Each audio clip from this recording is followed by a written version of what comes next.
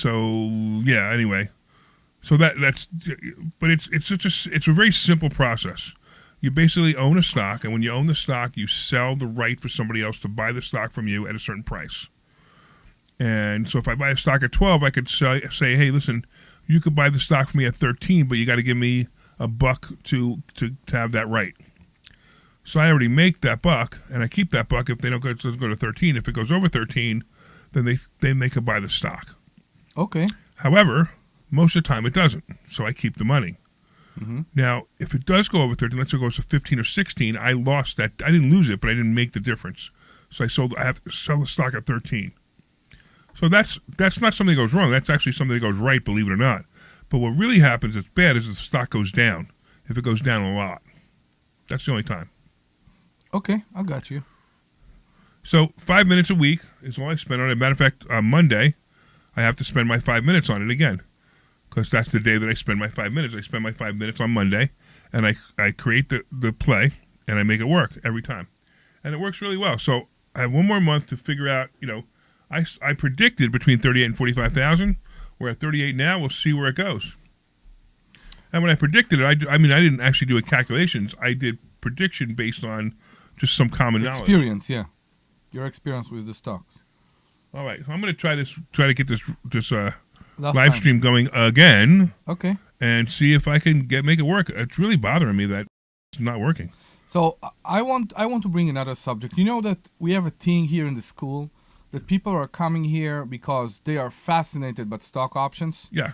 And then the next day they said that they don't want to deal with stock option and they start to buy real estate. They start buying real estate. Hold on one second. You talk about that. I'm going to go fix a different camera. I can get all three of us on at the same time. Maybe it is too many cameras.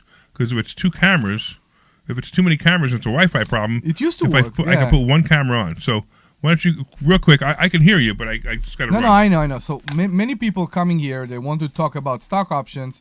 That's the only thing interesting that interests them. And then they hear a story about someone who made a huge success with real estate, and they said, wait, that sounds to me like, I don't know, safer, calmer. Each person there have their take about real estate compared to stock options, and yet we have the opposite. We have the people that don't want to deal with tenants all the time. We have the people that laugh when I speak, and they decided that stock option is the better way for them because who wants to deal with how Larry calls it? Tenants trash. Yeah, the tenants teas, trash and Toilets. toilets. Tenant trash. People don't want to deal with the teas. Right. I get that. So if we look at that, and I'm talking about a person that is coming here to investor schooling, and they want to learn about stock, and they know something about stock, maybe not about option, and they want to do stock. They come here, they figure out maybe it's not for their mentality, maybe they don't want to deal with it, and they want to do real estate. But they have zero experience with real estate. Zero experience with real estate. What do you think we as a school would suggest them to do? They said, we come here, you know what? I don't want to do stocks. I want to do real estate. I have no idea what to do. How can I start? It's such a weird way you put the question. I mean, how can you start? So the start is they came to investor schooling, right? That's the start. So then the first thing they have to do is they have to learn that they can buy any property they want without any money. Zero money.